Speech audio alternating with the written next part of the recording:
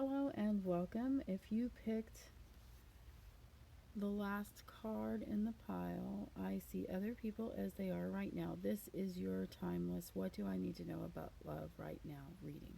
We'll go ahead and turn this card over on the other side so we can kind of get more depth into it. I see other people as they are right now. People are constantly changing and growing. Don't cling to a limited, disconnected, negative image of a person in the past. See that person now. Okay, next what we're going to do is we're going to turn over all your cards here and then we'll start discussing them and put them into answering the question, what do I need to know about love right now? Let's start with your Doreen Virtue card, let go of control issues. Allow the situation to unfold naturally. Your Wild Archetype card was Keros. I'll tell you more about that. It's kind of about timing. It's kind of about timing. We'll look into that a little bit later. Your tarot card is. Can I pick it up? Here we go. The Three of Cups. Whenever I see this card, I think of the three graces: faith, hope, and charity. Here, let's look at their faces up close. Very pleasant faces. There they are, enjoying one another, and they're enjoying themselves.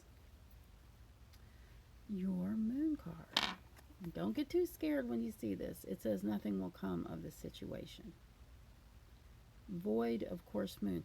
That's not exactly what this, it doesn't mean that nothing's going to happen or that this, it means, well, we'll get into that. And then we're going to turn over. Guess what we have over here with your Camelot card? We have Uther Pendragon, which we just talked about in Grain. His passion love. He was her second husband. But anyway, okay. What does this all mean? What does it mean? Well, let's take a look at your tarot card first. Oops, we're blurry. Okay, let's take a look at your tarot card here.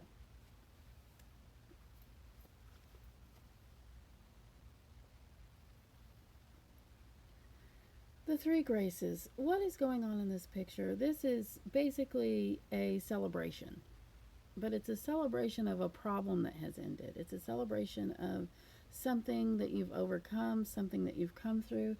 I think it has a lot to do with these control issues that we're talking about with this Doreen Virtue card. So as far as timing goes, okay, so I'm going to read to you from Kim Cran's book on Keros and what exactly that means here. I'm going to put this card right here. We'll put it up here, and I will read to you. We're also probably going to get out the book on the Moon card too, so that we can. Okay. Let's see. We have all had the experience of timelessness, of life beyond the ticking of the clock. It may be felt as time standing still, slow motion, losing track of time on a walk or in a lovely conversation. This is known as mythic time, and it is the territory of Keros. The card suggests there's a secondary time continuum that goes beyond any earthly clocks and schedules within this non-linear realm. We access divine timing. A single moment ripens with auspiciousness, and our actions change the trajectory of our whole life. Time becomes a living thing that watches over us and tells us precisely when to speak or act. When this card appears, it is all about patience. Patience and precision. No clock can guide you. Wait for the rush of inner knowledge and not a moment longer. So this card is talking about patience. However,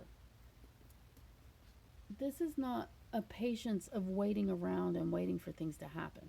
This is a patience of getting the things done that you need done, and also keeping yourself open, especially when coupled with this card, keeping yourself open to opportunity and seeing people very openly. You need to let go of all those deal breakers that you might have. If you have a lot of those, that's too many. Of course, it's okay to want what you want, but we also want you to open your heart. We also want you to open your mind, and we want you to put some of that stuff aside, those things that you just have to have. Just kind of try to see differently. Be patient, but know that when you know, you will know that it'll come. You'll know. We're talking about what do you need to know about love right now. And I kind of assume that most of you are thinking about your soulmate or your one true love. That might be someone that you're with right now, even your twin flame. A lot of people like to ask about that. If you don't know the difference between a twin flame and a soulmate, um, okay, I'm going to briefly go over that with you. It is basically, we have soulmates. They can be plural. We traveled through lifetimes together with these people, our group, our crowd. Um, Usually not very many people. Twin flame is not the love of your life, but the love of eternity, the love of your life through eternity. Okay, back to this moon card. I said I was going to read to you maybe from this moon card book, and I think I will, to explain some things about this.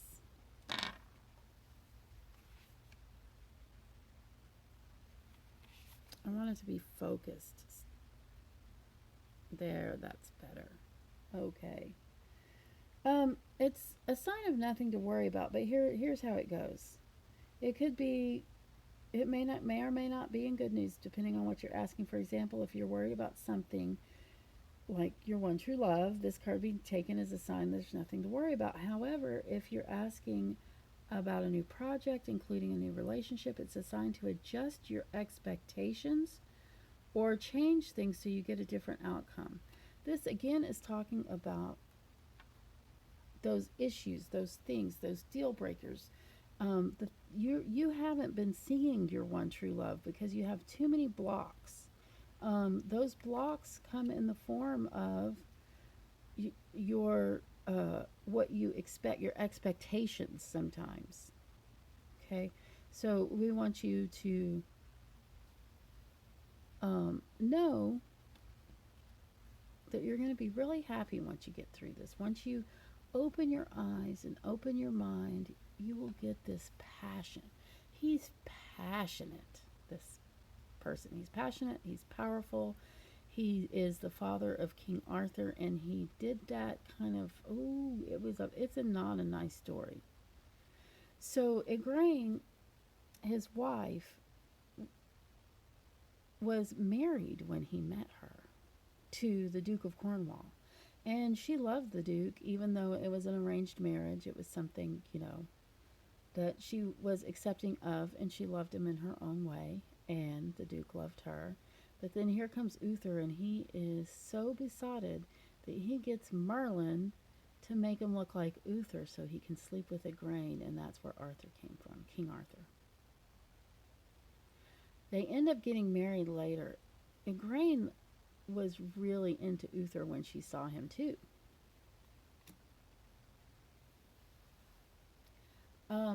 And of course, they had a child together. All her children became great people in literature and mythology. Um, so your one true love, your twin flame, they're right there. They're right there, but you're not seeing them. It could be the person that you're with right now.